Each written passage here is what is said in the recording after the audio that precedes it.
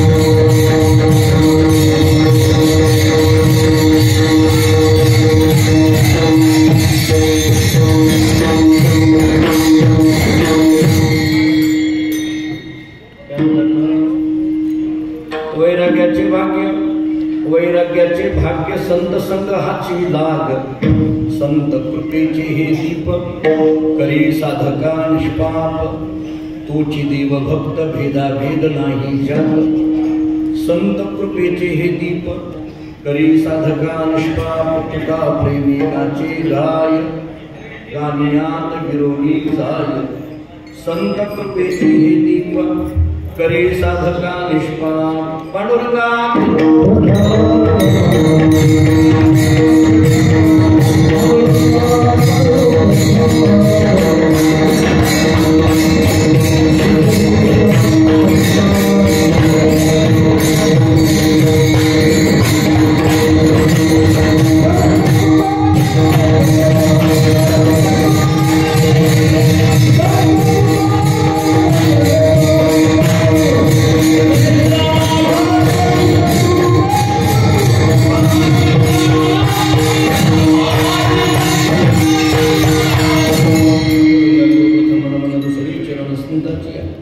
त्यांच्या कृपादाने कथेचा विस्तार बाबाजी सद्गुरुदास तुकामस्तक हे पायावरी या वारकरी संताची जेणे पंढरी सारखाच्या कोला धामणगाव केला वैकुंठाधिपती श्री विठ्ठल सखा सोयर जोडीला जो का भक्त विरक्त भूतलवटी विख्यात हा बोधला त्या श्री संत सद्गुरु मानकोची चरणी साष्टांग मी घातला विठाला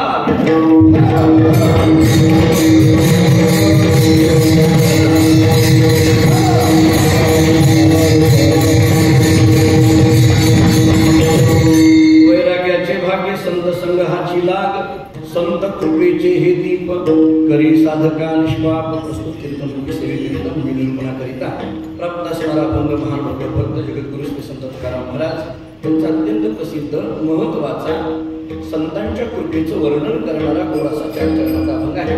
या अभंगातून जगद्गुरु श्री संत तुकाराम महाराजांनी 3 भाग्याचा विचार सांगितलेला दिसून येतो. अभंगाच्या पहिल्या चरणामध्ये वैराग्याचं भाग्य सांगितलेलं आहे, अभंगाच्या तिसऱ्या चरणामध्ये ज्ञानाचं भाग्य सांगितलेलं आहे आणि अभंगाच्या चौथ्या चरणामध्ये भक्तीचं भाग्य सांगितलेलं आहे. म्हणजे तोची देव भक्त भेदाभेद नाही ज्यात याला ज्ञान म्हणा आणि तुका प्रेमीनाचे गाय गानियात विरोणी जाय याला भक्ती म्हणा. त्यामुळे पहिलं चरण वैराग्याचं आहे, तिसरं चरण ज्ञानाचं आहे, चौथं चरण भक्तीचं आहे आणि हे तीनही भाग्य प्राप्त होण्याला कारण संतांची कृपा ही महत्वाची आहे. विठाला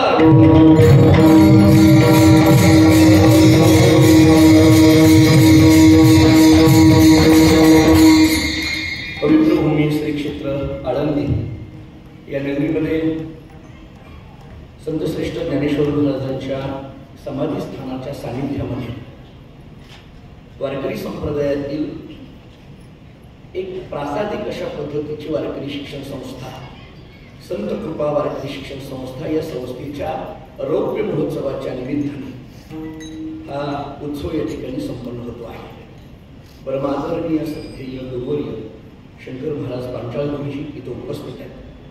त्यांच्या उपस्थितीमध्ये त्यांच्या आशीर्वादाने आणि या संत कृपा वारकरी शिक्षण संस्थेतील सर्वच आजीमाजी विद्यार्थी या सर्व विद्यार्थ्यांच्या सहकार्याने आणि समस्त आळंदीतील असणारी पूर्ण महाराज मंडळी या सर्वांच्या उपस्थितीमध्ये हा उत्सव संपन्न होतोय. त्याच्यातल्या सकाळच्या प्रहराची ही कीर्तन सेवा माझ्याकडे प्राप्त आहे.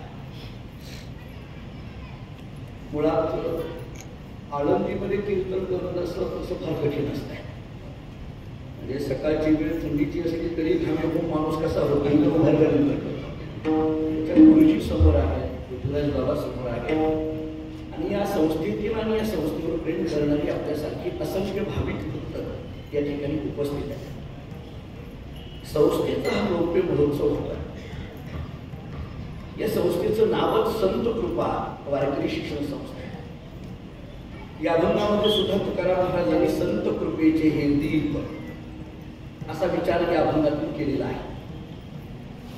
मला असं वाटतं की इथं उपस्थित अनेक या संस्थेची असणारी विद्यार्थी अनेक प्रतिदेश महाराज मंडळी या संस्थेने दिलेली आहे. अशी आणखी सगळीच इथं उपस्थित आहे. जसं तुकाराम महाराज असं सांगतात की आमच्या जीवनामध्ये वैराग्याचं भाग्य, ज्ञानाचं भाग्य आणि भक्तीचं भाग्य प्राप्त झालं त्याला कारण संतांची कृपा आहे, तसं ही सगळीच विद्यार्थी महाराज मंडळी असं म्हणत असतील की आमच्या जीवनामध्ये जे परमार्थाचं भाग्य प्राप्त झालं त्याला संत कृपा वारकरी शिक्षण संस्था कारण आहे. आणि म्हणून गुरुजींनी आपल्या आयुष्यामध्ये जे कार्य केलेलं आहे त्या कार्याची प्रचिती या उत्सवाच्या माध्यमातून येते आहे. वारकरी संप्रदायातील थोर विभूती वैकुंठवासी सद्गुरू श्री भोकर माऊली यांची परंपरा गुरुजींनी अव्याहतपणे या ठिकाणी चालू ठेवली. वारकरी शिक्षण संस्थेच्या माध्यमातून विद्यार्थ्यांना घडविणं हे आणि हेच एक ध्येय ठेवून गुरुजी आतापर्यंत कार्य करत आहे. माझा तेवढा मोठा अधिकार नाही, परंतु बाबा मी असं म्हणेन की एखादी वारकरी शिक्षण संस्था किती शुद्ध पद्धतीने चालवावी याचा वस्तुपाठ म्हणजे ही गुरुजींची संस्था आहे. कोणाला वारकरी शिक्षण संस्था किती शुद्ध याला जरा जास्त अंडरलाईन करतो. ही आता काळाची गरज आहे वाटायला. त्यामुळे याचा एक वस्तुपाठ म्हणजे गुरुजींचं जीवन आहे आणि गुरुजींनी ही सुरू केलेली संस्था आहे असं म्हणायला हरकत नाही. कारण ज्ञानेश्वरी गाथा, अन्य विधांताचे ग्रंथ, भजन, मृदंग हे सगळं शिकविण्याकरिता जी स्वतःतरी असणारी शुद्धता आहे ती शुद्धता गुरुजींकडे तंतोतंत आज दिसून येते. म्हणून अनेक पूजनीय महाराज मंडळी सुद्धा ज्यांच्या चरणावर नतमस्तक होतात असं गुरुजींचं जीवन. मी जे गुरुजींना पाहिलं, मी जे अनुभवलं, मी जेव्हापासून या आळंदी क्षेत्राशी सगळे जीवलग मित्र माझे इथे उपस्थित आहेत, या सगळ्यांशी जेव्हा संपर्क आला तेव्हापासून मी गुरुजींकडे पाहत आहे. मला असं जाणवतं म्हणजे बघा आपल्याला किती पडतं की त्या 40 फुटीवरनं जात असताना असे अनेक महाराज मंडळींना मी बघितलं की जरी आपल्याला उतरून आतमध्ये गुरुजींचं दर्शन नाही घेता आलं तरी त्या संत कृपा संस्थेचं दर्शन घेऊन पुढे जातात. ही सात्विकता कशी म्हणजे या ज्या भावना असतात या भावना अशाच निर्माण होत नाही त्याच्या. संपूर्ण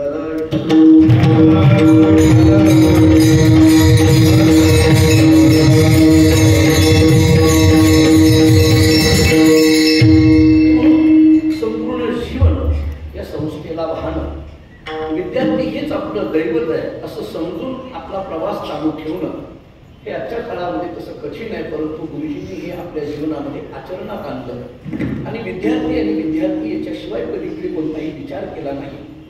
मुळात अलीकडल्या काळामध्ये विद्यार्थी सांभाळणं, त्या विद्यार्थ्यावर संस्कार करणं आणि ती संस्था चालवणं तसं भयावह झालं. कारण आपल्याकडे एक नियम असा साधा सांगितला जातो की संख्यात्मक वाढ झाली की गुणात्मकता घसरते, असं काहीतरी आपल्याला चित्र आज समाजामध्ये दिसून येतं. पण या सगळ्या काळामध्ये सुद्धा तत्वज्ञानाचं आणि विशेष करून ज्ञानेश्वरी गाथ्याचं अखंड चिंतन विद्यार्थ्यांच्या घरी उतरवायचं आणि एक वारकरी संप्रदायाचा शुद्ध विचार घेऊन समाजामध्ये तुम्ही फिरा आणि समाज सगळा जागृत करा, अशा पद्धतीचे सुसंस्कार करण्याचं काम या संत कृपा वारकरी शिक्षण संस्थेच्या माध्यमातून गुरुजींनी जे आतापर्यंत केलं त्याची एक पावती किंवा त्याची एक प्रचिती या उत्सवाच्या संबंधाने येते आहे. आणि म्हणून गुरुजींच्या चरणी नतमस्तक होत असताना या संत कृपा वारकरी शिक्षण संस्थेचा रौप्य महोत्सव या ठिकाणी साजरा होत असताना ज्ञानोबांची अखंड कृपा या संस्थेवर दिसून येते. अशा एका संस्थेच्या रौप्य महोत्सवाच्या निमित्ताने बोलताना जगद्गुरु तुकोबार यांचे शब्द मला प्रश्न पडला की या संस्थेबद्दल आपल्यासारख्या सामान्य माणसाने काय बोलावं आणि म्हणून तुकोबारांचे शब्द घेऊन या संबंधाने बोलावं. जसं तुकोबार संत कृपेचे हे दीप म्हणतात तसं या संत कृपा वारकरी मला एवढाच शब्द महत्वाचा आहे. मी जे पूर्ण चिंतन विचार मांडणार आहे तो फक्त संत कृपा या शब्दाच्या भोवती विठाला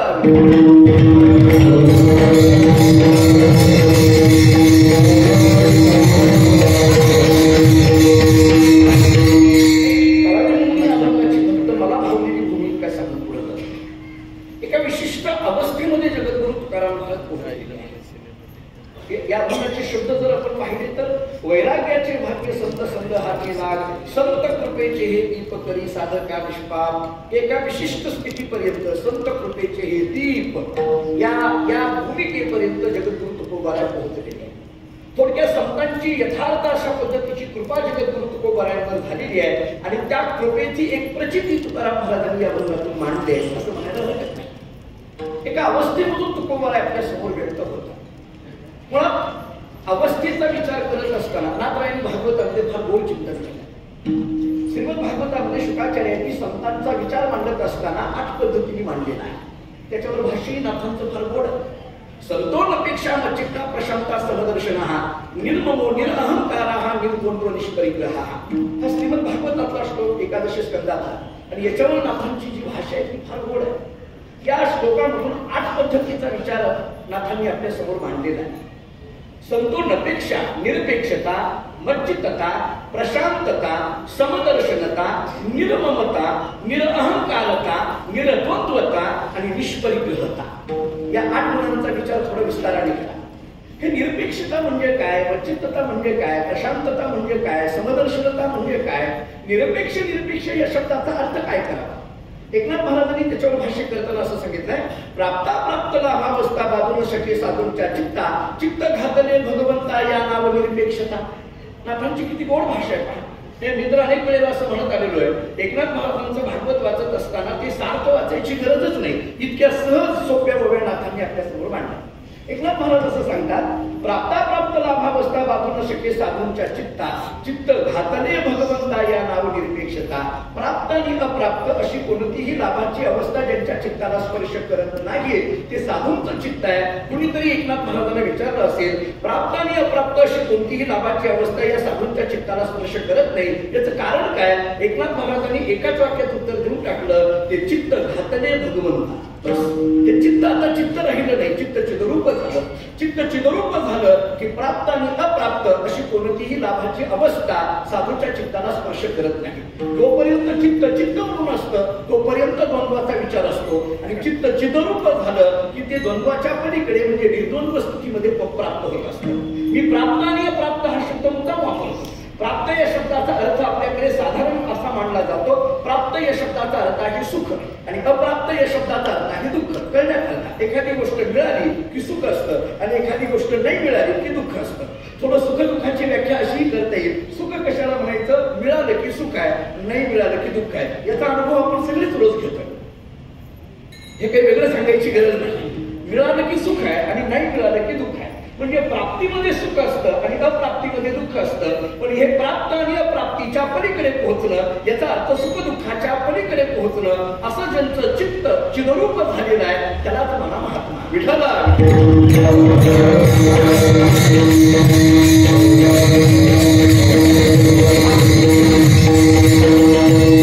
सुख दुःखाच्या पलीकडे पोहोचणं. दुःख तर राहिलंच नाही पण सुखही आता राहिलं नाही याच्या पलीकडे पोहोचणं. तुकोबराचे शब्द कोण आहे? कळू नये सुख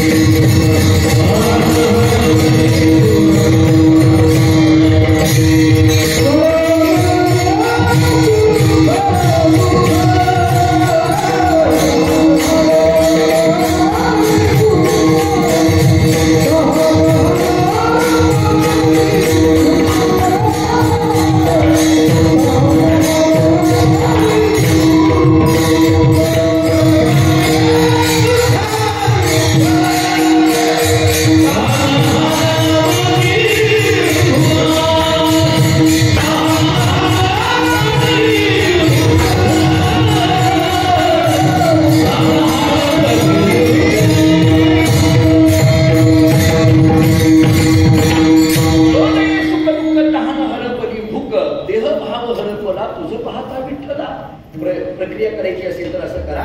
तुझं पाहता विठ्ठला एक, देह भाव हरपला दोन, कळो नये सुख दुःख तीन.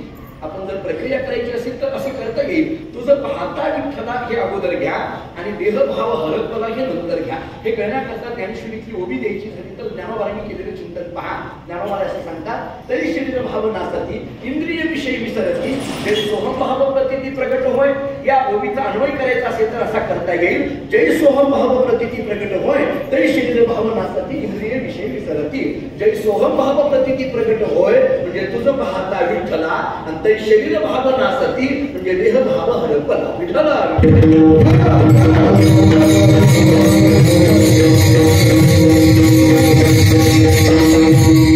भावाची आसक्ती राहिली नाही याचा अर्थ या शरीर ममत्वाच्या पलीकडे पोहोचणं, सुख दुःखाच्या पलीकडे पोहोचणं, निंदा स्तुतीच्या पलीकडे पोहोचणं, प्राप्त अप्राप्तीच्या पलीकडे पोहोचणं या स्थितीमध्ये जगद्गुरु श्री संत तुकाराम महाराज आहेत. आता कोणी निंदा केली काय आणि कोणी स्तुती केली काय, कोणी जगद्गुरु म्हटलं तरी तुकोबारांना त्याचं कौतुक नाही आणि कोणी वेड म्हटलं तरी तुकोबारांना त्याचा राग नाही. अशा निंदा आणि स्तुतीच्या पलीकडे पोहोचलेले तुकोबार आहे. सुख दुःखाच्या पलीकडे पोहोचलेले तुकोबार आहे. प्राप्त आणि अप्राप्तीच्या पलीकडे पोहोचलेले तुकोबार आहे. गरीब आणि श्रीमंतीच्या पलीकडे पोहोचलेले तुकोबार आहे. या स्थितीमध्ये जगद्गुरु तुकोबाराय आहेत. याचा अर्थ ही प्राप्त झालेली जरा निरपेक्षता डोळ्यासमोर घ्या. या स्थितीमध्ये जाता कसं येईल याचं एकच उत्तर नाथांनी आम्हाला दिलं, चित्त घातले भगवंता. चित्त राहिलं नाही, चित्त चिदरूप झालं तेव्हा ही स्थिती येते. मी अनेक वेळेला गमतीने असं सांगत असतो, हे चित्त चिदरूप होणं म्हणजे नेमकं काय. थोडासा तत्वज्ञानाच्या दृष्टीने विचार केला तर मुळात चित्त हा शब्द लिहायचा असेल तर कसा लिहावा लागतो? च ला पहिली वेलांटी आणि त ला त जोडणं म्हणजे चित्त झालं. च ला पहिली वेलांटी, त ला त जोडणं म्हणजे चित्त झालं. मला थोडं पुढं त्याला बोलायचं आहे. हे जे जोडलेलं त आहे की हे जोडलेलं त बाजूला काढा. हा जो आरोपित अभ्यासिक असलेला त आहे तो बाजूला काढा. हा त बाजूला काढला की खाली काय राहतंय? चित्त. म्हणजे आहे ते मुळात चित्त, त्याला एक त जोडला म्हणून चित्त झालं. मुळात आहे ते चित्त आणि चित्त या शब्दाचा अर्थ चैतन्य. या उपाधी माझे गुप्त चैतन्य असे सर्व करतात. चित्त या शब्दाचा अर्थ चैतन्य, चित्त या शब्दाचा अर्थ ब्रह्म, चित्त या शब्दाचा अर्थ परमात्मा. म्हणजे आहे ते मुळात ब्रह्म आहे, चैतन्यच आहे, परमात्माच आहे. त्याला एक त जोडला गेला म्हणून चित्त झालं. हे जो जोडलेला त आहे त्याला वेदांतामध्ये आरोपित त म्हटलं जातं, अध्यासिक त म्हटलं जातं. आणि जो अध्यासिक म्हणजे अध्यास या त झाला. थोडक्यात हे त नाही पण त असं वाटायला लागलं. वेदांतामध्ये अध्यासाचं लक्षण करताना आकस्मिक तत्वृत्ती ही अध्यास हा असं ब्रह्मसूत्र भाषेमध्ये आचार्यांनी केलेली लक्षण आहे. म्हणजे तसं नसून तसं वाटणं यालाच काय म्हणा अध्यास.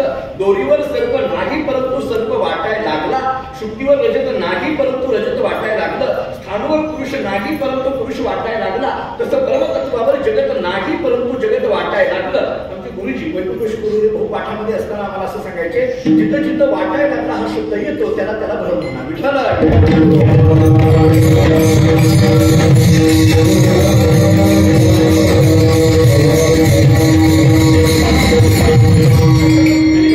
जिथं वाटायला लागलं असं म्हणतं ना तिथे तिथे ब्रह्म. नाही हे फार चांगलं वाटायला लागलं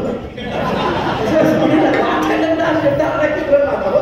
कारण तसं वाटणं हे शब्द तसं नसून तसं दिसणं या संबंधाने वापरला जातो ना, तसा हा त्याचा जर विचार केला तर नाहीये, परंतु तो तिथं वाटायला लागला तो आरोपित. आणि आता वेदांताने विचार असा केलाय, मग हा जो त आहे आरोपित असलेला अध्यासिक असलेला तो त आहे, या तची निवृत्ती करा. या तची निवृत्ती करा म्हणजे कशी होईल, हा त जाईल कुठं. जसं दोरीवर भासलेला जो सर्प आहे तो दोरीच्या ज्ञानाने कुठे गेला असा जेव्हा वेदांतामध्ये प्रश्न विचारला जातो.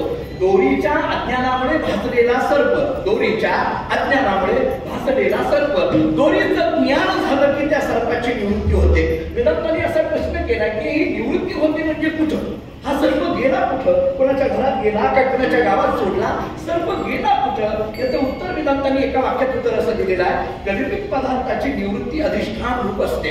याला वृत्ती प्रभाकरामध्ये हेच वाक्य हिंदीमध्ये असं सांगितलंय, कल्पित पदार्थाची निवृत्ती अधिष्ठान रूप होवे है, अशी वृत्ती प्रभाकरांची भाषा वापरली आहे. कारण मला माहिती आहे मी जिथं कीर्तन करतो इथं वृत्ती प्रभाकरांचं चिंतन होत असलेली ही संस्था आहे, म्हणून मी इथं थोडासा वृत्ती प्रभाकराचा विचारसागराचा विचार समजून पुढे जातो. म्हणजे कल्पित पदार्थाची निवृत्ती अधिष्ठान रूप असते, हा जो वेदांत शास्त्राने केलेला नियम आहे. म्हणजे हा सर्प जो आहे तो कल्पित आहे आणि त्याची निवृत्ती अधिष्ठान रूप असते म्हणजे रज्जू रूप होऊन जाते. तसा हा भासलेला किंवा आरोपित असलेला जो त आहे त्या तची निवृत्ती गेली कुठं, तो गेला कुठं, त्याचं एकच उत्तर आहे, तो चिदरूपच विठ्ठल.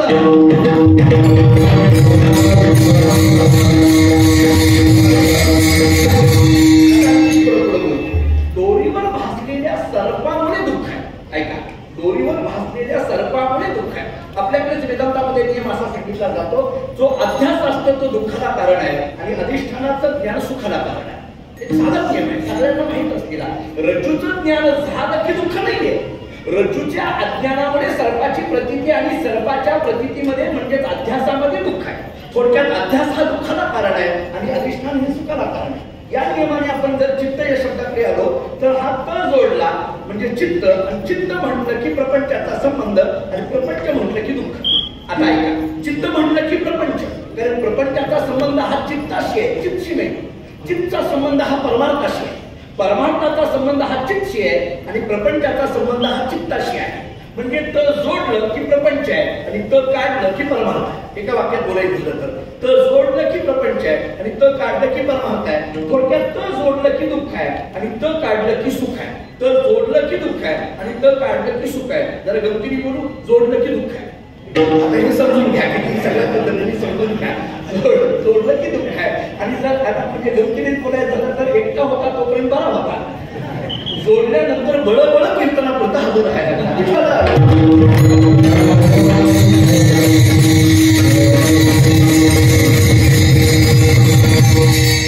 चित्त न राहता चिदरूप होणं याला प्राप्त आणि अप्राप्तीच्या पलीकडे पोहोचणं म्हणा, याला निरपेक्ष स्थितीमध्ये पोहोचणं म्हणा.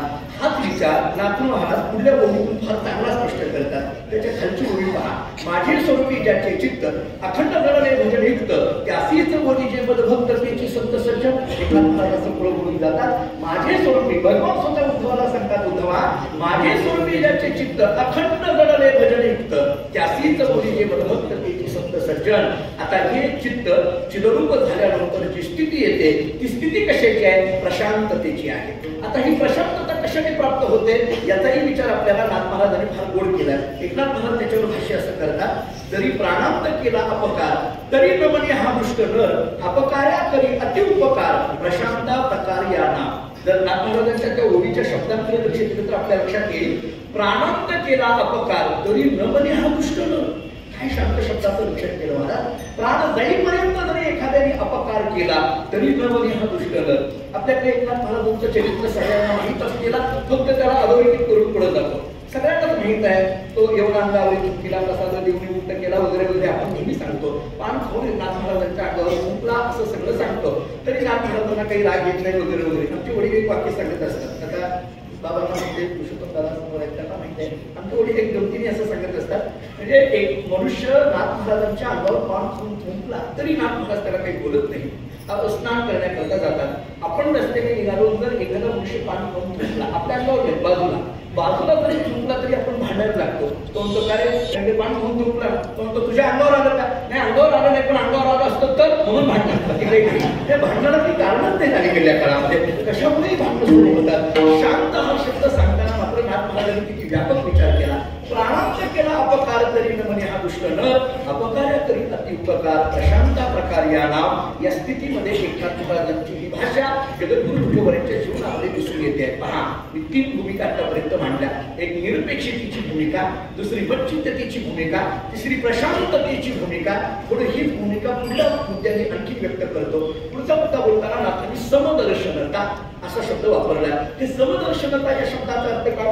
एकनाथ महाराजांनी त्याच्यावर भाष्य करताना असं सांगितलंय जग पाहता दिसे विषम परी विषमे देखे समब्रह्म तेची समदर्शी परम हा पूर्ण निरूपम पैठा. जग पाहता दिसे विषम जगातले बघायला लागलं तर सगळीकडे विषमता दिसून येते पण या विषमतेच्या ठिकाणी सुद्धा ज्यांनी समब्रह्म पाहिलं त्याला समदर्शी म्हणा अशी नाथांची भाषा दिसून येते. याच्याकरता रोजचं महाराजांचं प्रमाण द्यायचं झालं तर तुकोबाराय निर्यात प्रकरणामध्ये फार गोड सांगतात. संसाराच्या अंगी अवगीत व्यसनी आम्ही कीर्तने शुद्ध झालो आता हे सोवळे झाले त्रिभुवन विषम दोहो.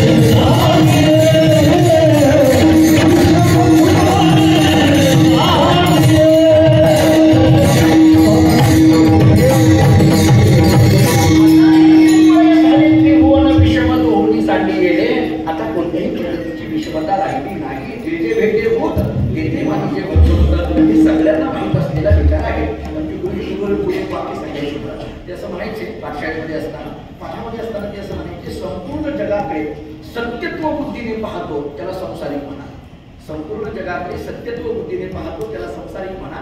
संपूर्ण जगाकडे अनित्यत्व बुद्धीने पाहतो त्याला विरक्त म्हणा. संपूर्ण जगाकडे मिथ्यात्व बुद्धीने पाहतो त्याला ब्रह्मज्ञानी म्हणा. आणि संपूर्ण जगाकडे परमात्मा बुद्धीने पाहतो त्याला भगवत भक्त म्हणा. विठाला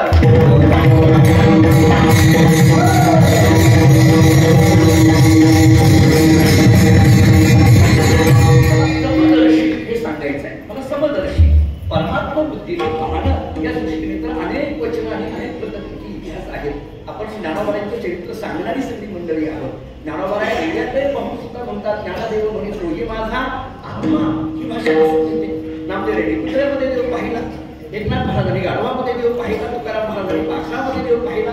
मी ज्या परंपरेत आहेत मानकोशी बोधले महाराज जे काही आपण थोडंफार ऐकून असाल वाचून असाल एक मानकोशी बोधले महाराजांच्या चरित्रामध्ये वर्णन असं केलं जातं. म्हणजे मूळ पुरुष मानकोशी बोधले महाराज शेतामध्ये निघाले आणि शेतामध्ये गेल्यानंतर त्यांनी 2 साप पाहिले. साप पाहिल्याबरोबर ती विठ्ठल रुक्मिणी आहे अशी श्रद्धा अंतःकरणात निर्माण झाली. ते दोन्ही साप उचलले, डोक्यावर घेतले, घरी आले, देवघरात ठेवले. त्यांच्या बायकोचं नाव होतं ममताई. ती काही कामानिमित्त देवघरात आली. पाहते तर होते त्यांनी 2 साप. ती मोठी ओरडायला लागली, हाका मारायला लागली, ती रडायला लागली. मानकोशी बोलते म्हणून तिच्याकडे येतात आणि म्हणायला लागले काय गं ममताई काय झालं रडायला का हाका मारायला लागली? ते आपल्या घरामध्ये 2 साप निघालेले कुणाला तरी बोलवा, काठी घेऊन बोलवा, कुणाला तरी बोलवा. मानकोशी बोलते मग तरी विचारलं कुठे साप ते दिसत नाही का? भले मोठीच्या मोठी 2 साप बघा देवघरामध्ये. महाराज हसायला लागले. मग काही विचारलं हसायला काय झालं? भले मोठीच्या मोठी 2 साप समोर दिसत आहेत तुम्ही हसायला लागला. मानकोशी महाराजांनी सांगितलं अगं ममता ते काही साप आहेत का? ती माझी विठ्ठल रुक्मिणी आहे. ममताईने सांगितलं हे असं कीर्तनच सांगायचं घरी नाही सांगायचं आणि ते तसंच असतं. घरी नसतो त्याचं नाव महाराज.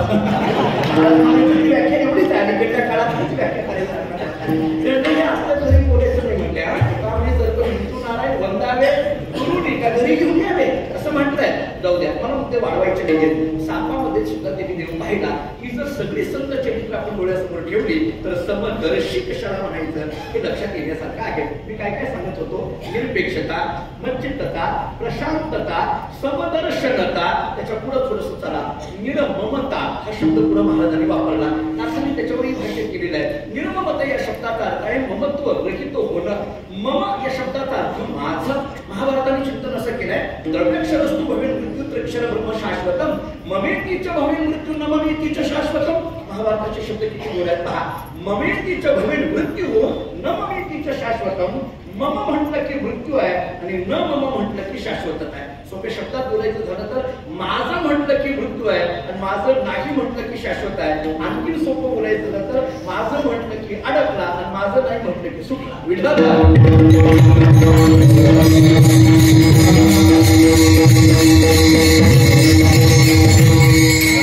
या ममत्वाच्या पलीकडे पोहोचणं. निरअहंकारता या अहंकाराच्या म्हणजेच मीपणाच्या पलीकडे पोहोचणं. मी आणि माझं या दोन शब्दाच्या पलीकडे पोहोचणं हे महात्म्याचं जीवन आहे. ऐका आपल्याकडे असा आहे प्रतिबंध असतो तो याचा आहे. महाराजांचे शब्द आहेत तुका म्हणे आलो सोसित संकटे मी माझे ओकटे आहे देवा. तुकोबाला देवाला सांगतात देवा आतापर्यंत या प्रपंचामध्ये राहत असताना अनेक संकट सहन केली. कोणती संकट? अनेक जरी ही सगळी संकट असली तरी ती संकट आपल्या जीवनामध्ये येण्याला कारणच एक आहे. तुकोबाला बोलतात मी माझे ओकटे आहे देवा. किंवा नाटातले शब्द पहा देवेवर भोगविल्या खाली नसता छंद लाविला मनी माझलो मी माझे भ्रमणी झाली गोडली विटंबना शस्त्र हे निर्वाणीचा बाण. महाराजांची नाटातली भाषा अशी दिसून येते. येणे माझं भोगविल्या खाणी. येणे या शब्दाचा अर्थ संसाराने. नसता छंद लाविला म्हणे नको तो छंद माझ्या मनाला लावला. कोणता? माझलो मी माझे भ्रमणी झाली गोडली विटंबना. मी आणि माझं या दोन शब्दाबद्दल पुष्कळ चर्चा केली जाते. याला वेदांतामध्ये अहम अध्यास आणि मम अध्यास असं म्हटलं जातं. पुष्कळ पद्धतीने आपण श्रीमद भागवतामध्ये एक कथा अनेक वेळेला आपण ऐकत राहतो की भगवान श्रीकृष्ण परमात्म्याच्या त्या चोरीच्या संबंधाने ती कथा सांगत राहतो. असं सांगतात की भगवान घराच्या बाहेर पडले की मग प्रत्येकाला म्हणायचे आज तुझ्या घरी चोरी, आज तुझ्या घरी चोरी, आज तुझ्या घरी चोरी. प्रत्येक रोज आलं की त्या गोपाळाला म्हणायचे आज तुझ्या घरी चोरी, आज तुझ्या घरी चोरी. एके दिवशी सगळे गोपाळ एकत्रित झाले आणि सगळ्या गोपाळांनी विचार केला की हा कृष्ण रोज दुसऱ्याची घरं दाखवतो, याच्या घरी कधीच घेऊन जात नाही. बऱ्याच लोकांना सवय असते रोज दुसऱ्याचा चहा प्यायचा, आपला पाजायचाच नाही. काही माणसांना ती सवय असते. याच्या घरी चोरी कधी करत नाही. सगळ्या गोपाळांनी एकत्रित झाले आणि त्यांनी सांगितलं कृष्णा आज तुझ्याच घरी चोरी करायची म्हटले. रोज तू दुसऱ्याची घरं दाखवतो ना तसं नाही, आज तुझ्या घरी चोरी. भगवंतांनी सांगितलं माझ्या हो हो म्हटले तुझ्या घरी चोरी. देवाची घरी देवे केली चोरी. ठीक आहे. भगवंतांनी सांगितलं हरकत नाही. मोठाच्या मोठा वाडा, अनेक दरवाजे. आता तो नंदबाबाचा वाडा किंवा जुन्या काळातले वाडे बघा भरपूर दरवाजे. उलटा दरवाजा वेगळा, मागचा वेगळा, पूर्वीकडला वेगळा, पश्चिमेकडला वेगळा, उत्तरेकडला वेगळा, दक्षिणेकडला वेगळा. पूर्वीच्या घरांमध्ये भरपूर दरवाजे असायचे. त्याच्या पुढून कुणी यायचं, मागून कुणी यायचं असं सगळं ठरलेलं असायचं. आता ही फ्लॅटची संस्कृती अलीकडे निघाली. एकच दरवाजा कायम बंद अशी परिस्थिती आहे. आणि अलीकडल्या काळामध्ये काही नाही. ते फ्लॅटमध्ये आता विचित्र झालं सगळं. परंतु पूर्वीचे वाडे मोठे असायचे. आणि मग भगवंतांनी सगळ्या गोपाळांना वेगवेगळ्या त्या दरवाज्यांमध्ये उभा केलं आणि भगवान श्रीकृष्ण परमात्मा चोरी करण्याकरता निघाले. आणि मग भगवंतांनी ते उखळ त्या उखळाला असं ओढलं, बाजूला आणलं, त्याच्यावर उभा राहिले आणि मग त्या शंक्यातलं दही दूध मग लोणी चोरायला सुरुवात केली. आणि ते चोरायला सुरुवात केल्याबरोबर कुणीतरी एका गोपीचीने ते पाहिलं आणि पाहिल्याबरोबर मोठीने हात मारली. अगं यशोदे बघ म्हणते तुझ्याच घरात चोरी चालली आहे. असा हात मारल्याबरोबर एकदम ती यशोदा धावत येणार हे लक्षात आलं. आता हे भगवान कृष्ण चोरी करायला लागलाय हे कळाल्याबरोबर जी दरवाजात उभी होती की नाही गोपाळ ते सगळेच्या सगळे गोपाळ पळाले. सगळे आता आपल्यावर काहीतरी आपत्ती येते म्हटल्यानंतर जसं मागच्या 5 वर्षात अनेक जण पळाले तशा पद्धतीने हे सगळे तिकडे पळाले. आणि मग पळाल्यानंतर भगवंताच्या जवळ यशोदा मैया येते आणि आल्यानंतर तिने दोरी घेतली आणि कृष्णाला बांधण्याच्या ऐवजी तिने उखळाला बांधायला सुरुवात केली. कृष्ण बाजूलाच राहिला, उखळाला बांधायला सुरुवात केली. ते सगळ्या गोपिका हसायला लागल्या. म्हणजे काय झालं सगळं आणि उखळाला का बांधायला लागली म्हटले चोरी केली कृष्णाने. पळून जाण्याची शक्यता कृष्ण आहे. ते उखळ कुठं जाणार आहे का? उखळ तो दगड तो कुठं जाणार आहे का? पळून जाणार आहे का? त्याला कशाला बांधायला लागली? दगड कुठं जात असतो का? मला सांगा आपल्या घरातला दगड घरातून निघाला आणि आनंदीत कीर्तनात येऊन बसला शक्य आहे का? दगड कुठे कीर्तनाला येत असतात का? नाही, ती घरातच असतात. मी भिंतीच्या पुढच्या दगडाबद्दल बोलतोय, आपल्याला दुसऱ्या दगडाबद्दल बोलायचंच नाहीये. आणि मग भगवंताला असं बांधण्याची ऐवजी उखाळा बांधायला लागते का? मग यशोदेने फार गोड उत्तर दिलं. यशोदेने सांगितलं, चोरी जरी कृष्णाने केलेली असली तरी चोरी करण्याकरता सहाय्य कुणी केलंय? या उखाळाने केलेलं आहे. चोरी कृष्णाने केली, पण साह्य उभा राहण्याकरता साह्य कोणी केलं? या उखाणाने केलं. मग चोरी करणारा जसा गुन्हेगार असतो तसा चोरीला साह्य करणारा सुद्धा गुन्हेगारच असतो. काय काय वकील सांगतोय म्हणून तरी ऐका, बाकी जाऊ द्या. एवढ्यावर तरी वकील मला म्हणा अशी म्हणायची वेळ आली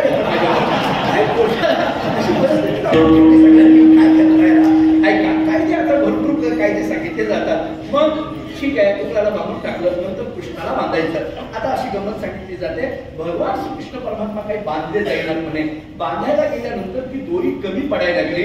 कितीतरी दोरी आणली तरी कमी पडायला लागली. ती किती कमी पडायला लागली? 2 बोटं कमी पडायला लागली असं भागवतामध्ये वर्णन केलं जातं. ती 2 बोटं कोणती? डोंगरे महाराजांच्या एका भागवत रहस्यामध्ये जे वाचलेलं आहे तेवढं सांगतो. आपण भागवताचे मोठे अभ्यासक आहात, पण माझं चुकलं तर बरोबर करायला आपण आहात म्हणून बोलतो. तर डोंगरे महाराजांनी एका ठिकाणी असं केलेलं आहे की ती जी दोरी कमी पडायला लागली, ती 2 बोटं कमी पडायला लागली. ती 2 बोटं कोणती? एक बोट आहे मीपणाचं आणि दुसरं बोट आहे माझेपणाचं. हे मी आणि माझं जोपर्यंत आडवं येतं तोपर्यंत आपण भगवान म्हणतात मी बांधलं जाणार नाही. याचा अर्थ भगवान म्हणतात मी तुमचा होणार नाही. कधीपर्यंत? हे मी आणि माझं जोपर्यंत मध्ये आहे तोपर्यंत. हे मी आणि माझं ज्या क्षणी निघून जातं त्या क्षणी माझ्याशिवाय तुमच्याकडे दुसरं कुणीच नसतं. विठाला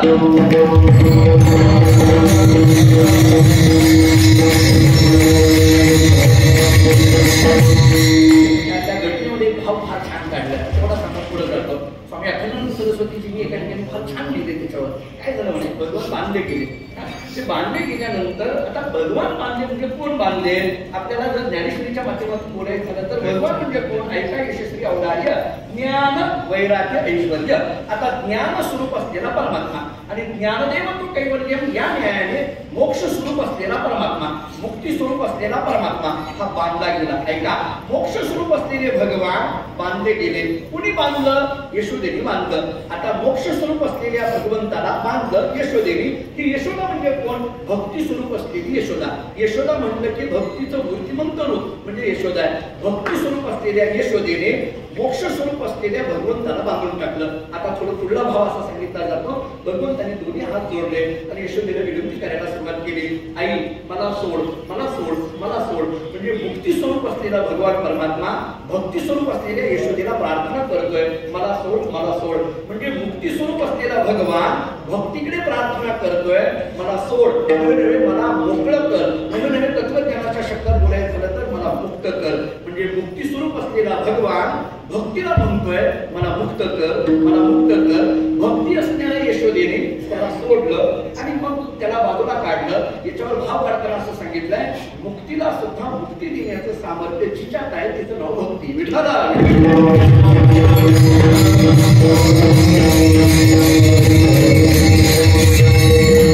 वचन आले, मला तेवढं वचन समजून पुढे जायचं. त्याच्यावरती वचन असं आलेलं आहे, यशोदा समा देवता नास्ती चापी भूतले. यशोदा समा देवता नास्ती चापी भूतले यया उलुखलो बद्धो मुक्तितो मुक्ती इच्छते. याला उलुखलो बद्धो, उलुखलो या शब्दाचा उलुखल बद्धो म्हणजे बांधलेला, उखळाने बांधलेला तो परमात्मा काय प्रार्थना करायला? मुक्तितो मुक्ती इच्छते. म्हणजे तो परमात्मा म्हणजे मुक्ती. मुक्तीची प्रार्थना करायला लागली. कुणाकडे? भक्तीकडे. त्यामुळे भक्तीकडे मुक्तीची प्रार्थना करणारा हा भगवान परमात्मा. थोडक्यात मुक्तीला बांधून टाकण्याचं सामर्थ्य भक्ती आणि मुक्तीला मुक्त करण्याचं सामर्थ्य भक्ती. विठाला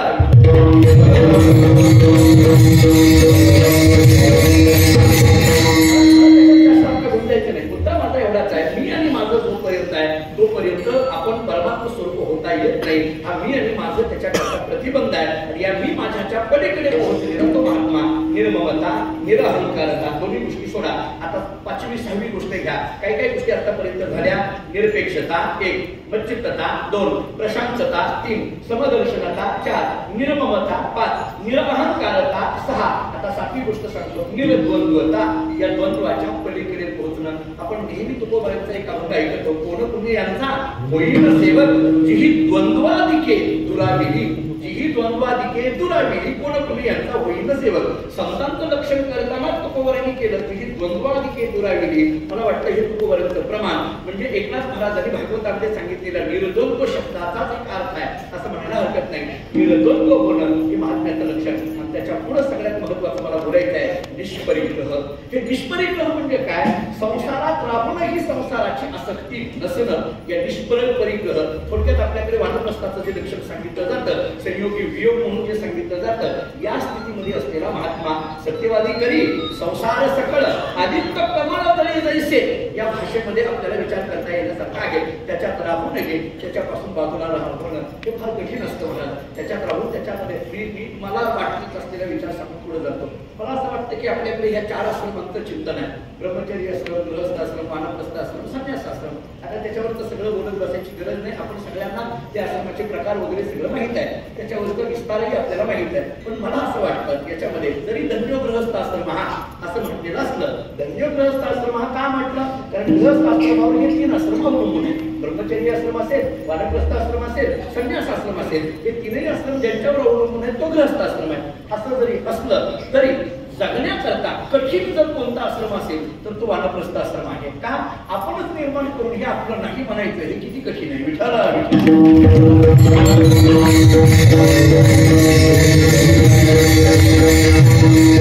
या स्थितीमध्ये जगद्गुरु तुकाराम महाराज आहेत. निष्परिग्रह या स्थितीमध्ये तुकाराम महाराज आहेत. प्रपंचात राहूनही प्रपंचाची आसक्ती नाही या स्थितीमध्ये महाराज आहेत.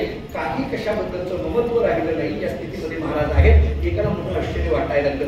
एकाला आश्चर्य असं वाटायला लागलं की महाराजांच्या चेहऱ्यावरची प्रसन्नता, आनंद, समाधान आणि त्यानंतर त्याला आश्चर्य वाटायला लागलं, एरवी आमच्या जीवनामध्ये इतक्या प्रापंचिक वस्तू मिळूनही आम्ही मात्र तितक्या समाधानापर्यंत पोहोचलो नाही, तितक्या आनंदापर्यंत पोहोचलो नाही, तितक्या प्रसन्नतेपर्यंत पोहोचलो नाही. आमचा चेहरा मात्र तेवढा प्रसन्न आम्हाला जाणवत नाही किंवा आम्हाला कोणी प्रसन्न आहे असं म्हणत नाही. ह्या स्थितीमध्ये आम्ही आहोत. इतकं सगळं मिळूनही आम्हाला मात्र ती प्रसन्नता आणि समाधानता नाही.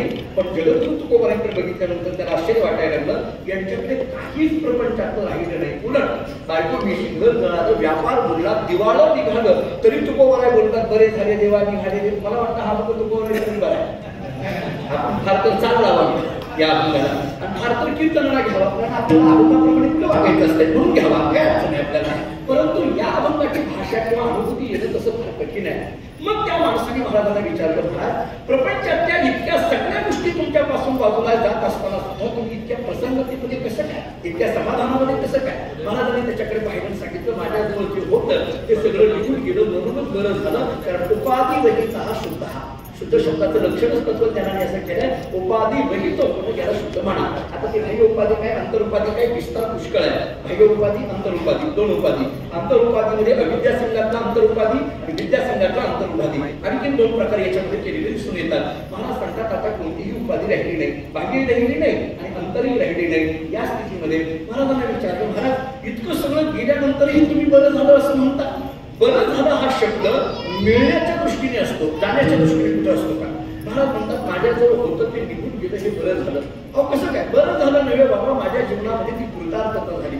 कृतार्थता झाली नव्हे बाबा, माझ्या जीवनामध्ये ती भाग्याची गोष्ट आहे असं म्हणायला हरकत नाही. तो म्हणायला, महाराज निघून जाण्याला कुठं भाग्य म्हणतात का? मिळण्याला भाग्य म्हणतात. मी एक व्यवहाराचा प्रश्न उपस्थित करतो, लॉटरीचं तिकीट लागलं याला भाग्य म्हणायचं का? पाकिट चोरीला जाणं याला भाग्य म्हणायचं? साधा प्रश्न आहे. लॉटरीचं तिकीट लागण्याला भाग्य म्हटलं जातं, पाकिट चोरीला जाण्याला कोण भाग्य म्हणतं का? मग इथं तर तुम्ही निघून जाण्याला भाग्य म्हणायला लागला. हे नेमकं या भाग्याचं नाव तरी काय? निघून जाणं या शब्दाचा अर्थ आहे ममत्व. निघून जाणं याला भाग्य महाराज म्हणतात. मग ममत्व निघून जाणं या भाग्याचं नाव काय? अभंगाचं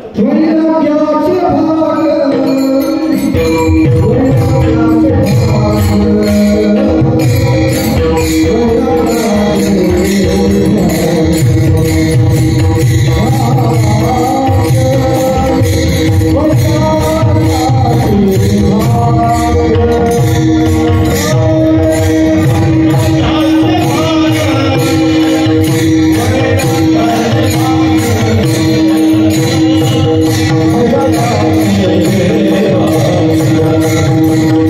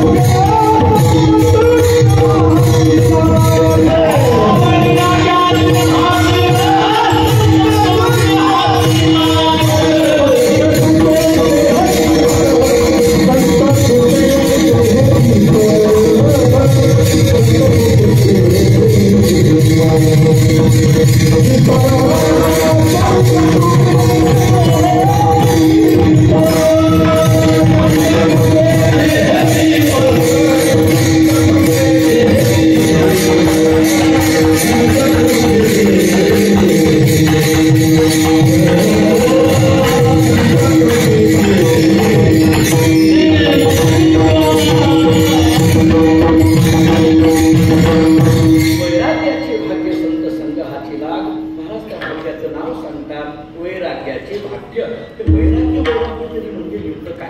वैराग्य शब्दाचा अर्थ काय? थोडं गमतीने बोलायचं झालं तर वैताग वेगळं आणि वैराग्य वेगळं. बरं, वैराग्य या शब्दाचा विचार करताना तत्वज्ञानाने असा केलाय, इहलोकापासून परलोकापर्यंत मानलेल्या अनुकूल भोगाच्या त्यागाच्या इच्छेस वैराग्य असे म्हणतात. जशी तत्वज्ञानाने व्याख्या केली तशीच्या तशी आपल्या समोर ठेवता येण्यासारखे आहे. याच्यातला अनुकूल शब्द खूप महत्वाचा आहे. अनुकूल भोगाच्या त्यागाच्या इच्छेस. अनुकूल म्हणजे आपल्या समोर असणं, आपल्या करिता असणं आणि मग ते आपण नको म्हणणं याला वैराग्य म्हटलं जातं. छत्रपतींनी पाठवलेला सोन्याचा नजराणा तुकाराम महाराजांच्या समोर होता, तुकाराम महाराजांच्या करिता होता. त्याच्याकडे पाहून शब्द आहेत, सोने रुपये आम्हा मूर्तिके समान. समोर असलेल्या वस्तूला नको म्हणणं याला वैराग्य म्हटलं जातं. आता अलीकडे आमच्यात काही काही लोक म्हणतात आम्ही घेत नाही. तुम्हाला कोणी देत नाही तर घेत नाही हा शब्द कधी म्हटलं जाईल? तुम्हाला कोणी द्यायला लागलं तर तत्वज्ञानाने पुन्हा त्याला दोन प्रकार केले किंवा प्रसक्त प्रतिषेध आणि अप्रसक्त प्रतिषेध. याला प्राप्तीपूर्वक निषेध आणि अप्राप्तीपूर्वक निषेध म्हटलं जातं. वस्तू मिळावी आणि मग ती नको म्हणावी. वस्तूच मिळाली नाही आणि नको म्हणायला लागला, याला काही अर्थ आहे का? एखादा मनुष्य जेवायला लागला पण दुसरा मनुष्य जेवणाऱ्याकडे पाहायला लागला, म्हणायला लागला रामराव तुम्ही जेवताय, जेव्हा जेव्हा मला नको, तुम्ही जेव्हा मला नको, तुम्ही जेव्हा. जेवणारे रामराव म्हणले मी तुला हेच म्हटलो नाही तर नको का म्हणायला लागलाय? बोला माझा आग्रहच नाहीये ना, तर नको म्हणण्यात काही अर्थ नाही. प्राप्तीपूर्वक निषेध आणि अप्राप्तीपूर्वक निषेध. वैराग्य शब्दाचा विचार करताना अनुकूल भोगाच्या त्यागाच्या इच्छेस वैराग्य असं म्हणा. असं वैराग्य शब्दाचा एक अर्थ झाला. आता दुसरा अर्थ सांगतो. महाराजांचे शब्द आहेत भक्ती के नमन, वैराग्य तो त्याग. महाराजांनी एका शब्दामध्ये वैराग्य शब्दाची व्याख्या करून टाकली. वैराग्य वैराग्य म्हणजे काय? त्याग याला वैराग्य म्हणा. आता हा त्याग म्हणायचे तरी नेमकं काय सांगितला जातो? हा त्याग आपल्याकडे तीन पद्धतीने सांगितला जातो. एक अनिवार्य त्याग आहे, दुसरा सकाम त्याग आहे आणि तिसरा सहज त्याग आहे. एका एका वाक्यात अर्थ समजून जातो. इच्छा नसताना वस्तूचा त्याग होणं याला अनिवार्य त्याग म्हणा. विशिष्ट हेतूने वस्तूचा त्याग होणं याला सकाम त्याग म्हणा आणि आपोआप वस्तूचा त्याग होणं याला सहज त्याग म्हणा. उदाहरण मी लिहून पुढे जातो. इच्छा नाही परंतु वस्तूचा त्याग होणं याला अनिवार्य त्याग म्हणा. आपण पंढरपूरला आलो किंवा इथं आळंदीला इंद्रायणीला आलो किंवा चंद्रभागेला गेलो आणि आपण नदीमध्ये वंदन करण्याकरता गेल्याबरोबर आपल्या वरच्या खिशातला रुपया इच्छा नसताना नदीत पडला. मी इच्छा नसताना म्हणतो, इच्छा नसताना नदीत पडला. आपण लगेच उठून उभा आपण मोठे म्हणतो श्रीकृष्ण अर्पण रुपया नदीत पडावा ही इच्छा नाही परंतु पडला याला म्हणा अनिवार्य त्याग.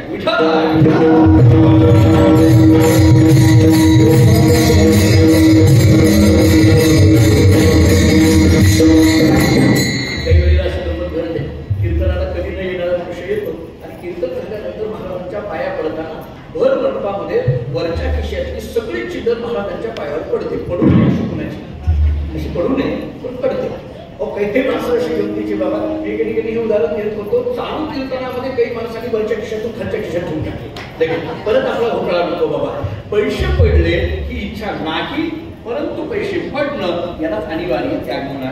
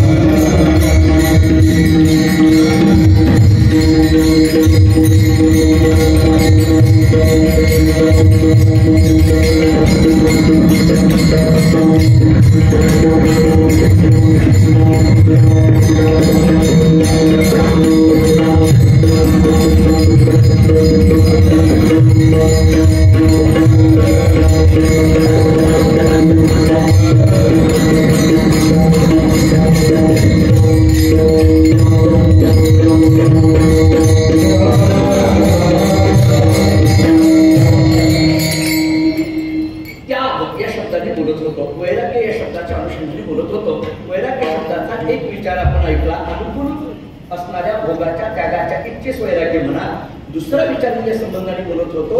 अंतःकरणामध्ये निर्माण होणारा त्याग याला वैराग्य म्हणा. अनिवार्य त्याग, सकाम त्याग, सहज त्याग. सकाम अनिवार्य त्याग सांगून झाला. सकाम त्यागाचा विचार असा आहे कामाने सहज केलेला त्याग. बँकेमध्ये 5,000ची केलेली एफडी ती काही आपली बँकेला देणगी नसते. आपण त्याला 10,000 मिळाले म्हणून हा केलेला त्याग असतो. सकाम त्याग याला म्हणा. लहान मुलगी आहे, तिच्या हातात भावडी आहे, रडते ओरडते पण भावडी सोडत नाही. त्याला बरोबर जीव घाला. जेवढ्या शांतपणे झोपते, झोपेमध्ये हाताची भावडी आपोआप सुटते. याला सहज त्याग म्हणा. विठ्ठल हे चित्त प्रपंचा त्यापासून वमनतेमध्ये बैसलेसे या स्थितीमध्ये जाणं या सहज त्यागाच्याच भूमिकेला वैराग्य म्हणा असा वैराग्य शब्दाचा विचार करता येण्यासारखा आहे. की वैराग्य शब्दाचा असा दोन पद्धतीने विचार सांगितला. याच्याकरता प्रकाराचा विचार करायचा झाला तर श्रीमद भागवतामध्ये विवेकपूर्वक वैराग्य, दोषदृष्टीपूर्वक वैराग्य, अरुचीपूर्वक वैराग्य आणि भगवत रतीपूर्वक वैराग्य असा वैराग्याचा चार पद्धतीने पुन्हा विस्तार केलेला आपल्याला दिसून येतो. मला सांगतात हे वैराग्य आमच्या जीवनामध्ये प्राप्त झाले याचं कारण वैराग्याचे भाग्य संत संग हाची लाग. संतांची संगती लाग या शब्दाचा अर्थ मार्ग. संत संगती हा असा एकमेव मार्ग आहे की जो आम्हाला वैराग्याच्या भाग्यापर्यंत घेऊन गेला. आता ही जी संतांची संगती सांगितली जाते की संत या शब्दाचा तरी विचार नेमकं काय करता येईल. संत या शब्दाचा आणि वैराग्य या शब्दाचा नेमकं कार्यकारक भाव काही सांगता येण्यासारखा आहे का. थोडासा तत्वज्ञानाच्या दृष्टीने विचार करून पुढे जातो. संत शब्दाचा विचार करताना वेदांताने असा विचार केलेला आहे स अधिक अंत बरोबर संत. जर विग्रह करायचा झाला तर असा करावा लागेल स त्याला हलंत सर्वना अधिक अंत बरोबर संत. इथला जो अंत शब्द सांगितला जातो त्याला एक परिष्कार सांगितला जातो. अधेता निरूपित यत अज्ञानं सदत्वेन प्रतीयते तस्य बाधः नाम अंतः येई भक्त्या क्रियते ते संताः. म्हणजे दुसऱ्याच्या ठिकाणी प्रतीतीला येणारे जे अज्ञान त्या अज्ञानाचा ज्यांच्याकडून होतो अंत त्यांनाच म्हणायचं संत. विठ्ठल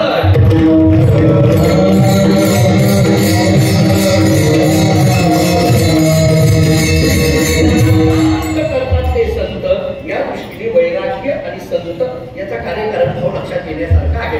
थोडंसं आणखीन पुढे बोलतो. आणखीन थोडासा संत शब्दाचा विस्तार करून पुढे जातो.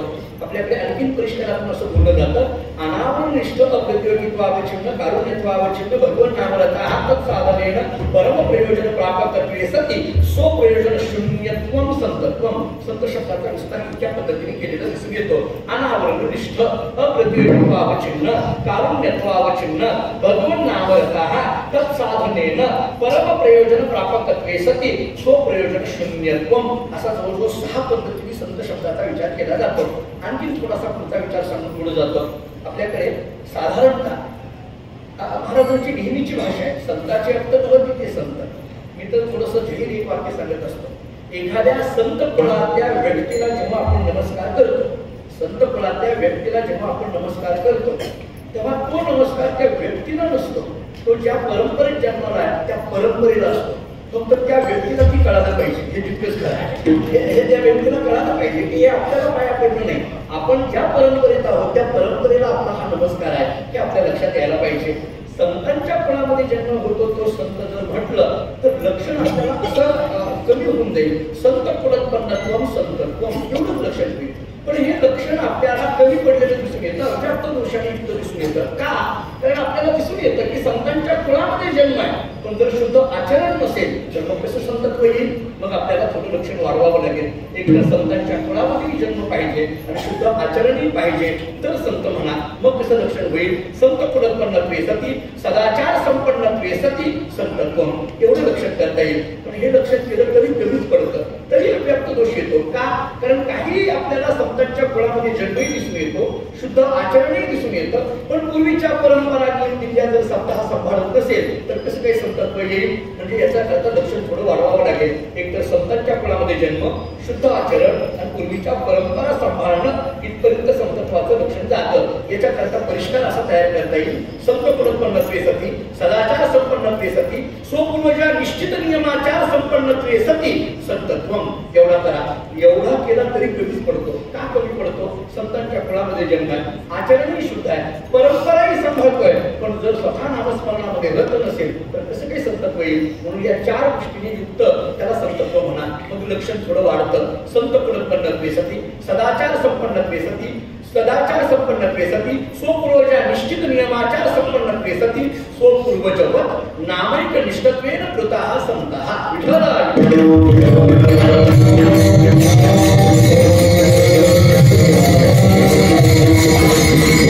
परिष्काराची भाषा अशी असते. आपण कितीही वेगवेगळ्या पद्धतीने परिष्कार आपण मांडू शकतो. मला आता त्यात विस्तार करायचा नाही.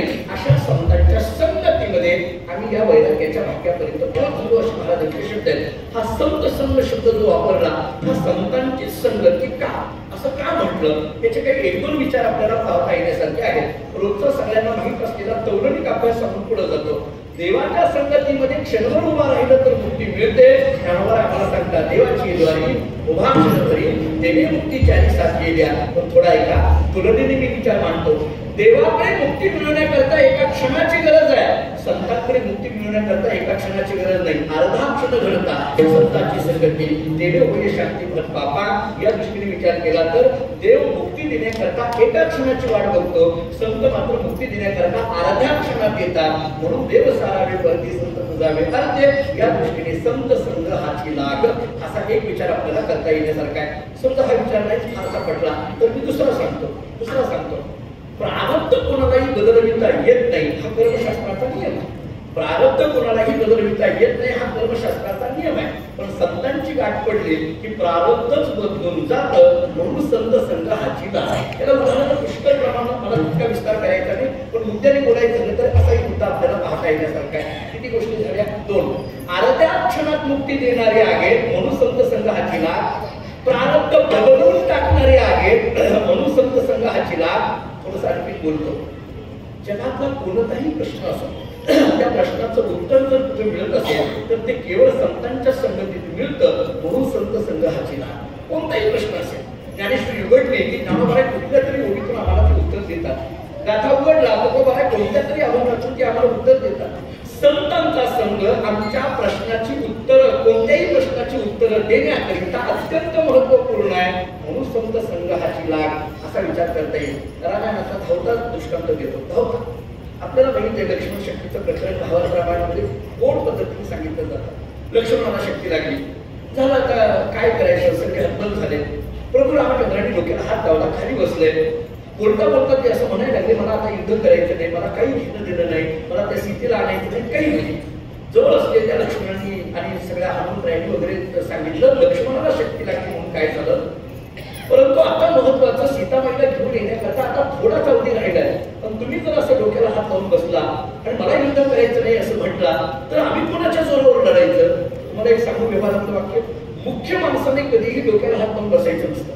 मुख्य माणसाने कधी व्यवहार आहे आपल्याकडे. समजा उभा राहायचा उमेदवार जो असतो त्यानं जर म्हटलं आपलं काय खरं निवडून यायचं, लोक पाण्यात बसतात तुला. त्यांना असं म्हणायचं नसतं. त्यांना फक्त आपल्याकडे आत्मविश्वास जागृत ठेवायचा असतो. तसं रामचंद्र प्रभू डोक्याला हात लावून खाली बसले, कसं होणार. जवळ असलेल्या हनुमंतरायांनी सांगितलं लक्ष्मणाला शक्ती लागली, याच्यात काय महत्वाचं ते नाहीये, महत्वाचं सीतेला घेऊन येणार. रामचंद्र प्रभूंनी हनुमंतरायाकडे पाहिजे सांगितलं, हनुमंता लक्ष्मणाला शक्ती लागली हे महत्वाचं नाहीये, सीतेला घेऊन येणं महत्वाचं आहे. असं तू म्हणतो ना, मग मी ऐक. या जगामध्ये सीतेसारखी दुसरी स्त्री भेटेल पण लक्ष्मणासारखा दुसरा भाऊ भेटणार नाही. दुसरं कोणी सांगता येणार नाही.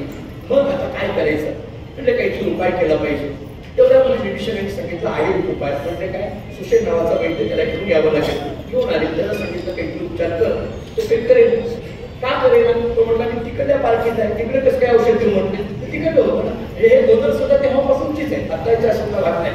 मी तिकडे देणार नाही. त्यांनी सगळ्यांनी समजावून सांगितलं असं नसतं. विभीषणाने विनंती केली, सुग्रीवाने विनंती केली, तरी तू काय ऐकला. की हनुमंतरायाच्या लक्षात आलं. हनुमंतरायांनी त्या सुशिकाला असं बाजूला घेतलं, हातात ती गदा दाखवली. कसं करतो बोल, काही माणसाला दाखवलीच लागते, त्याच्याशिवाय जागेवर येतात नाही काही माणसं. आपल्याला सगळंच असं डोक्यावर हात फिरवलं तर कशी विद्यार्थी तयार होते. कधी कधी गदा दाखवलीच लागते, त्याच्याशिवाय समजत नाही. की हातात ती गदा बघितल्याबरोबर सुशिकाच्या लक्षात आलं आपण जर नाही उत्तर दिलं तर प्रथम पुण्य स्मरण वर्ष श्राद्ध आपली इथंच आहे. त्यांनी सगळे हात जोडले. नाही म्हटले, मी सांगतो म्हटले, परंतु कोण घेऊन येणार औषध मला माहिती आहे, पण औषध कोण घेऊन येणार. म्हणून तुला जेवढं कळतं तेवढं तू सांग. काय एक सांगू का, आपला आवाका जेवढा आहे तेवढंच माणसाने बोलावं, त्याच्या पलीकडे जाऊ नये. आपल्याला ज्याच्यातलं कळतं तेवढ्या माणसाने त्याच्या पलीकडे जाऊ नये. थोडाच कळतं तेवढं औषध सांग कुठे आहे ते आणायचं कसं ते आमच्याकडे बघू. ते द्रोणागिरी पूर्वतावर ते संजीवनी बोलली वगैरे सांगितलं. तर ठीक आहे, ते सूर्योदयाच्या वगैरे घेऊन यावं लागेल, मान्य. काय गेले, तो पर्वत उचलला. असा आम्ही लहानपणापासून ऐकत आलो, आपणही सगळे ऐकत आलो. का उचलला तर म्हणजे औषध सापडलं नाही त्याला, मग पर्वत उचलला. मी अनेकदा गमतीने सांगत असतो, मला वाटत नाही असं झालं. हे औषध सापडलं नाही अशा का भाग नाही, औषध सापडलं. बुद्धिमत्ता वरिष्ठ आहेत ना ते, मग का उचलला. मी गमतीने अर्थ असं सांगत असतो की हनुमंतरायाने विचार केला, आता लक्ष्मणाला शक्ती लागली म्हणून मला पाठवलं. उद्या आणखी कोणावर तरी शक्ती लागल्यानंतर मलाच पाठवतील. औषधाचं दुकान तिथं घेऊन ठेवलेलं बरं, मला का लागेल म्हणाले. त्याला काय रामायण असायला मला असं बाबा वाटतं की ज्याच्यावर जशी प्रभू रामचंद्रांची कृपा होईल तसं तसे भाव निघत राहतात आणि रामायणातून वेगवेगळे भाव काढावे. भाव वाढवण्यापेक्षा रामायणाचे आपण त्याच्यावर वेगवेगळे भाव काढलेले कधी चांगले विविध पद्धतीने एकच कथा पण वेगवेगळ्या पद्धतीने सांगता येईल ना. मी आपण सहज बोलतो मला याच्यात काही बोलायचं नव्हतं आणि मला तेच बोलायचं होतं मी काय बोलायचं.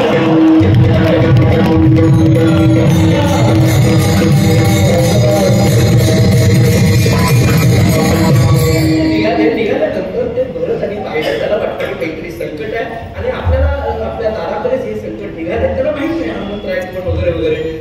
त्याने काय केलं धनुष्याला बाण लावला. तो बाण हनुमंतरायाच्या कंठावर जाऊन प्रहार करणार. मला जिथं बोलायचं तिथं धावतं मी जातोय आणि प्रहार करणार. तेवढे त्या बाणाच्या लक्षात आलं की हनुमंतरायाच्या कंठातून राम राम भजन बाहेर पडतंय. तर त्याने विचार केला आपण कसं प्रहार करायचा का ज्याला महाराजांनी निघालो तो रामभक्त आहे. आपण कोण आहोत राम नामांकित असलेला बाण आहे आपणही रामभक्त. मग कसं काय मारणार म्हटले म्हणून तो माघारी जायचं ठरवतो. कुठं जायचं भरताकडे. माघारी गेलो तर तो भरताचा अपमान आहे ना. मग माघारी गेलं तरी अपमानाचं दुःख आहे आणि पुढे गेलं तर महाराजाचं दुःख आहे. पुढे गेलं तर रामभक्ताला महाराजाचं पाप आहे. माघारी गेलं तर रामभक्ताचा अपमान केल्याचं पाप आहे. मग काय करायचं.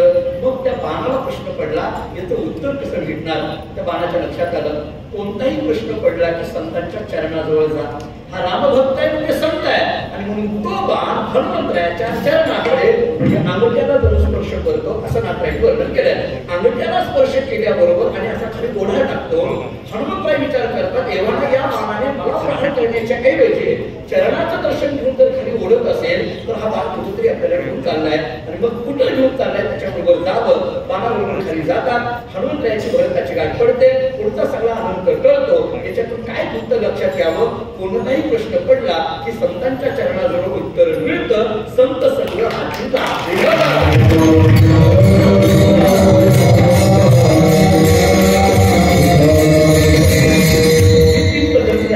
बोललो काय काय आठवते का पहा. एक तर अर्ध्या क्षणात मुक्ती देणारी आहे म्हणून संत संग्रहाचे लाभ. प्रारब्ध बदलून टाकणारे आहेत म्हणून संत संग्रहाचे लाभ. कोणत्याही प्रश्नाची उत्तर मिळणारे आहेत म्हणून संत संग्रहाचे लाभ. थोडं आणखीन एक वाक्य बोलून पुढे थांबतो आता. त्याचा एक पुढचा विचार असा सांगितलाय की संतांची संगती का तर संत ही एक पद्धतीची नाव आहे. संत ही एक नाव आहे. या नावेची संगती आहे. तुकोबारांचे शब्द आहे तुका म्हणे नाव जनासाठी उदकी ठाव. परंतु इंद्रायणीच्या काठामध्ये किंवा चंद्रभागेच्या काठावर असणारी नाव आणि ही संत संगती रूपी नाव या नावेमध्ये फरक आहे. आपल्याकडे जी लाकडी नाव असते त्या नावेमध्ये आणि या संत संगती रूपी नावेमध्ये फरक आहे. काय फरक आहे. एकनाथ महाराजांनी भागवतामध्ये गोविंद बोलते. नाथराय भागवतामध्ये असं सांगतात परी नावेची नवलगती वरी चढले ते बुडती तळी राहिले ते तरती सत्य जाणून उत्सव. मी या ओळीचा खुलासा करून पुढे जातो. आपल्याकडे जी लाकडी नाव आहे नदीमध्ये आपल्याकडे जी लाकडी नाव आहे मला सांगा त्या लाकडी नावेमध्ये वर बसल्यानंतर बुडायची भीती आहे का त्या नावेतून खाली पडल्यावर बुडायची भीती आहे. सगळा साधा प्रश्न आहे. खाली पडल्यावर बुडायची भीती आहे. नावेत वरती बसल्यानंतर बुडायची भीती नाहीये. नावेच्या वर बसल्यानंतर बुडायची भीती नाही पण खाली पडलो खाली राहिलो तर बुडायची भीती आहे. हे झालं लाकडी नावेचं. पण ही जी संत संगत रूपी नाव आहे या नावेचं मात्र उलट आहे. काय या नावेचं उलट असं आहे परी नावेची नवलगती वरी चढले ते बुडती आणि तळी राहिली ते तरती. हे कसं काय हे नवल आहे म्हटले. संतरूपी नावेमध्ये मात्र जे वर चढले ते बुडले म्हणजे खाली राहिले ते तरले. हे लक्षात येईल वाचारपणे अर्थच लागला. मी आमच्या गुरुजींना एका पाठशाळेत असताना भाऊने विचारले याचा अर्थ काय या ओळीचा. त्यांनी एका वाक्यात अर्थ सांगितला. त्यांनी मला असं सांगितलं संतरूपी नावेमध्ये जे वर चढले ते बुडले आणि जे खाली राहिले ते तरले याचा अर्थ संतांच्या संगतीत राहून जे अहंकार धारण केला ते बुडले आणि त्यांच्या चरणाजवळ राहिले ते तरले. संत संग्रहाची जाण विठ्ठला.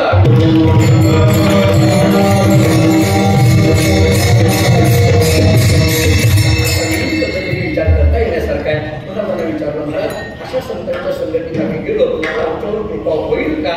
महाराजांनी त्या संतांच्या कृपेचं वर्णन दुसऱ्याच्या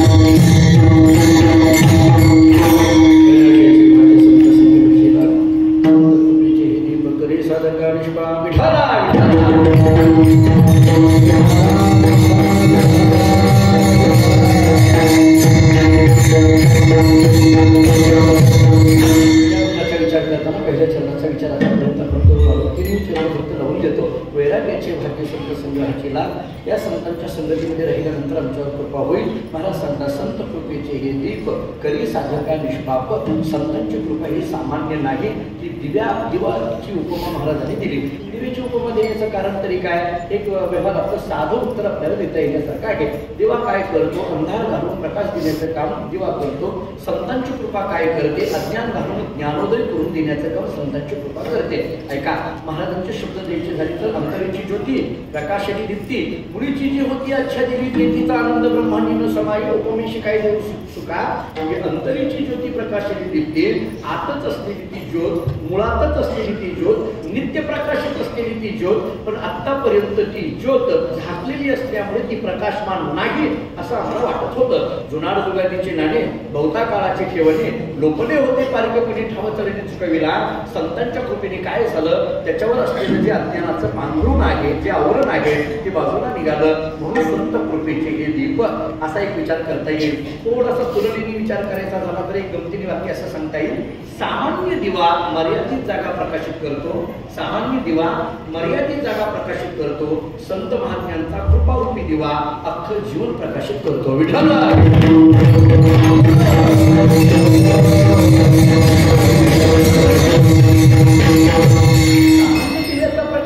खोलीपुरताच ना. एखाद्या खोलीमध्ये तुम्ही दिवा लावला तर त्या खोलीपुरताच प्रकाश असतो, काही अन्य पद्धतीचा प्रकाश राहत नाही. जुन्या काळामध्ये जुनी कीर्तनकार्याचे उदाहरण द्यायचे. पूर्वीच्या काळामध्ये ज्यावेळेस गावाकडे लग्न असायचे तेव्हा कुठल्या तरी शाळेच्या खोल्या वगैरे उतरायला दिल्या जायच्या. आता सारखी काही मंगल कार्यालय वगैरे त्या काळामध्ये नव्हते. त्या बहुतेक त्या काळामध्ये आळंदीतली मंगल कार्यालय नसल्यामुळे गावामध्ये होत असतील लग्न किंवा त्या लोकांना आळंदी माहीत नसेल एखाद्या वेळेस त्या लोकांना असं म्हणायला हरकत नाही आणि मग ती गावामध्ये ती लग्न मग ते खोल्या शाळेच्या दिलेल्या असायच्या उतरायला आणि मग सायंकाळची वेळ लाईट नाही काही नाही सगळ्या खोल्यांमध्ये ते पाहुणे थांबलेले आणि मग थांबलेले ते पाहुणे त्यांना